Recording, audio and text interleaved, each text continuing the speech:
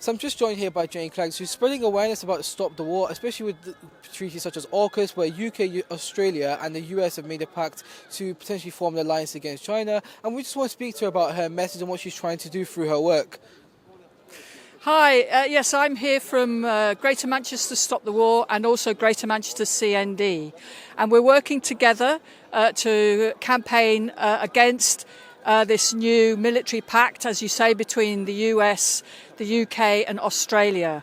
So we have peace activists and trade unionists in Australia, which is being turned into a new forward deployment base for the United States Army against China. And they've called today, which is December the 11th, Saturday, December the 11th, a day of action against AUKUS. And so that's why we're here this morning. So, of course, we've had a long history of campaigning against war and against nuclear weapons. And since Johnson became Prime Minister, we've seen a number of really worrying developments. First of all, he increased the defence budget, just like that, by 26 million. At the same time, he said that we could only afford 1% in nurses' pay. This was right in the middle of the pandemic, you know. And people need to be aware of these kinds of things that are going on, because this is the money that people pay. It's taxpayers' money. So, and then after that, he said our defence, our so-called defence, which is defending all the way over in the South China Sea, for goodness sake, we had to take an Indo-Pacific tilt.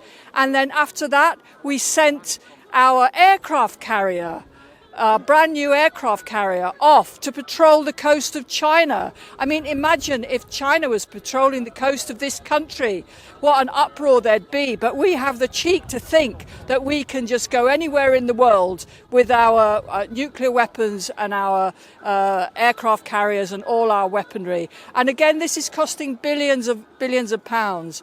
And then after that, he said we need to increase the numbers of nuclear warheads by 40%. Now, this new pact with Australia and the US, we have to understand it as part of these militaristic developments, which is costing money. And there's no public debate about this. There's no public debate about the rights and the wrongs of this. And this is all being done in our name. So we're out here on the streets again to say, not in our name. Not in our name, no war. We said no to war in Iraq. We see how we've pulled out of Afghanistan, and we're not now being shown the catastrophe that we've left behind.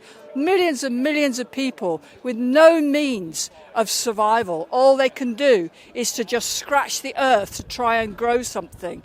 And we've left millions and millions of people on the very edge of survival. These people are pouring over the border into Pakistan. They're pouring over the border into Kazakhstan. Those are poor countries that have no means to support refugees. And yet we are putting up barriers.